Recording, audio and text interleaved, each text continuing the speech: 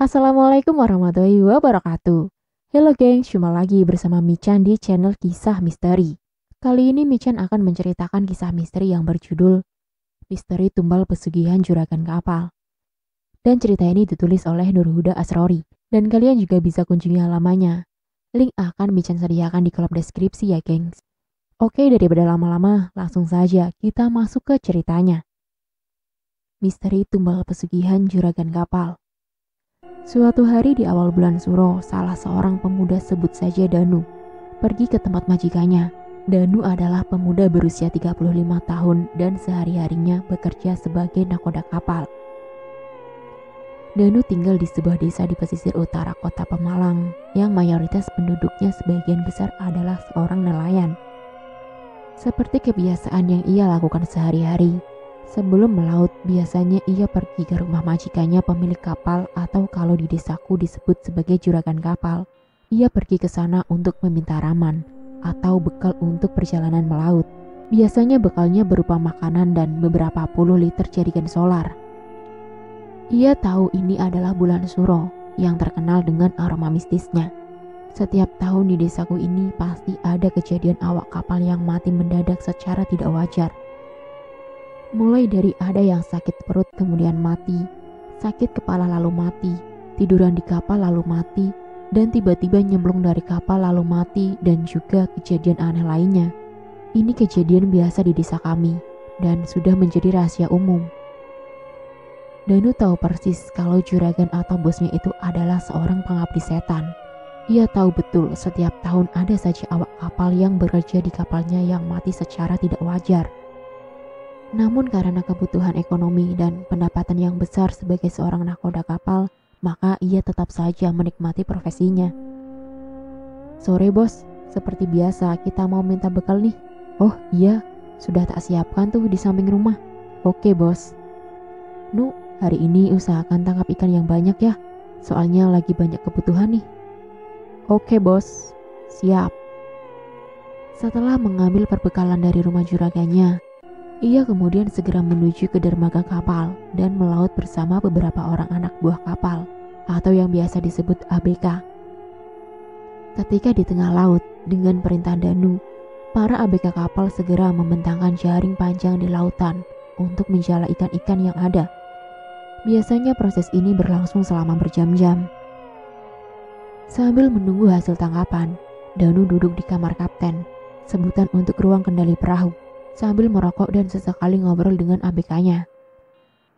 Di tengah-tengah obrolan, ada salah seorang ABK bernama Aji yang tiba-tiba jatuh tersungkur di lantai kapal. Lihat, Aji jatuh. Kenapa, Ci? Katakan. Aduh, perutku sakit, sambil memegangi perutnya.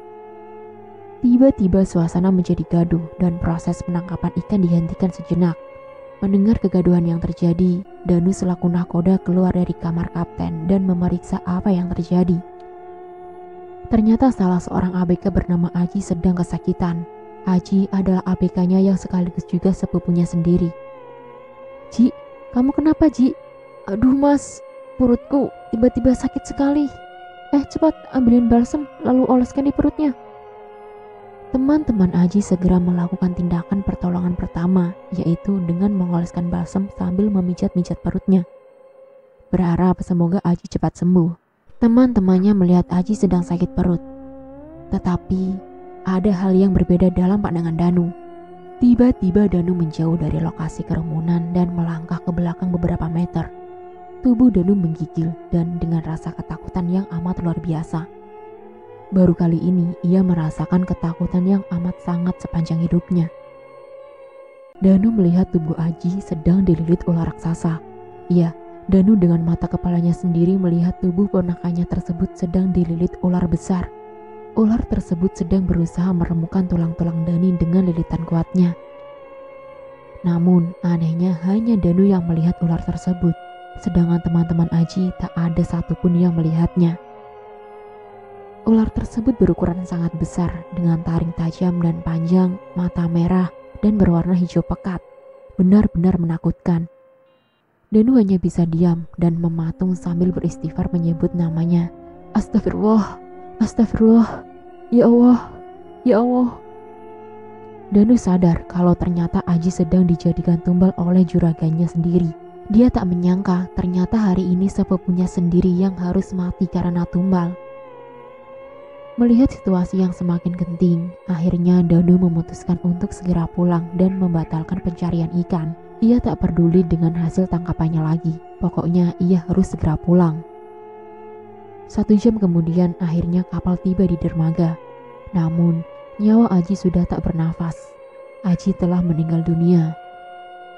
Seketika tangis Danu dan para ABK kapal pecah dan masih tak percaya kalau Aji telah meninggal dunia. Padahal tadi pagi ketika berangkat melaut, Aji dalam keadaan sehat dan masih tertawa riang dengan leluconnya. Aji segera dibawa ke rumahnya. Ketika jenazah tiba di rumahnya, Danu langsung mencari ibunya Aji dan memeluknya sambil berkata, "Lek, Bule, maafin aku. Ada apa, Nu? Ini kok ada orang rame-rame?" "Maafin aku, Le." Kenapa sih? Cepat jelasin ke Bule." "Aji sudah gak ada, Le." "Apa?" Mendengar kabar meninggalnya Aji, Daniem, ibunda Aji, langsung pingsan dan tak sadarkan diri selama beberapa menit. Setelah para tetangga berduyun-duyun datang, Daniem tersadar dan menangis sejadi-jadinya tak percaya kalau anaknya telah meninggal dunia. Padahal Aji tak memiliki riwayat penyakit serius. Ia berangkat melaut dalam keadaan sehat sewaktu berpamitan dengan ibunya. Danu memeluk Daniem dan sambil terus meminta maaf. Akhirnya Danu menjelaskan apa yang telah dilihatnya. Ia melihat ada ular besar yang melilit tubuh Aji sewaktu di atas kapal. Ia tahu kalau ular tersebut adalah sesembahan juraganya. Ia menjelaskan kalau Aji telah menjadi tumbal majikannya. Daniem tak bisa berbuat apa-apa dan hanya bisa pasrah setelah mendengar penjelasan Danu. Ia berharap semoga juragannya tersebut mendapat balasan setimpal dari Yang Maha Kuasa. Akhirnya Aji dimakamkan hari itu juga. Setelah melihat kematian sepupunya sendiri, Danu memutuskan untuk tidak bekerja lagi dengan majikannya. Ia memilih untuk mencari majikan yang tidak menyembah setan.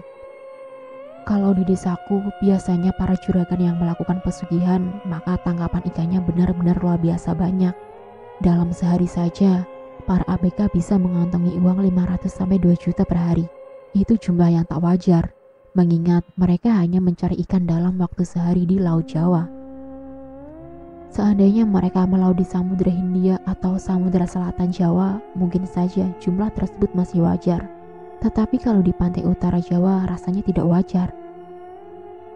Beberapa hari setelah Danu keluar, ia mendapatkan kabar kalau kapal yang dimiliki majikannya tersebut telah membawa pulang hasil tangkapan yang sangat banyak. Menurut penuturan salah satu ABK-nya, anehnya ketika mereka melaut, seolah-olah ikan-ikan yang ada di laut malahan mengikuti kapalnya dan berkumpul di sekitar kapal, sehingga mereka dengan mudahnya menangkap ikan-ikan tersebut. Padahal kalau hari-hari biasanya malahan kita susah sekali mencari ikan. Paling-paling para ABK hanya mengantongi uang 50-100 ribu per harinya. Ini aneh. Mendengar cerita tersebut, Danu semakin yakin kalau majikannya memang seorang pemuja setan dan sepupunya telah dijadikan tumbal olehnya. Kini Danu masih bekerja menjadi seorang nahkoda kapal, namun pendapatan sehari-harinya tidak sebesar ketika bekerja pada juragannya dulu. Meskipun begitu, ia tetap bersyukur mencari rezeki halal yang tak harus menumbalkan ABK-nya. Dan selesai. Sekian dan itulah akhir dari cerita yang berjudul Misteri Tumbal Pesugihan Juragan Kapal. Oke gengs, di sini Michan cuma mau berpesan ya. Semoga kita dijauhkan dari hal-hal yang seperti itu ya gengs. Dan jangan sesekali kalian mendekati atau mencoba-coba sesuatu hal yang berbau musyrik. Dan selalu mendekatkan diri kepada Tuhan Yang Maha Esa. Akhir kata Michan ucapkan terima kasih kepada kalian yang sudah mau menonton video kali ini. Dan tak lupa Michan ingatkan untuk tekan tombol like, comment, share, dan subscribe ya gengs. Dan tekan juga tombol lonceng untuk mengaktifkan notifikasi cerita-cerita yang selanjutnya. Bye-bye. Wassalamualaikum warahmatullahi wabarakatuh.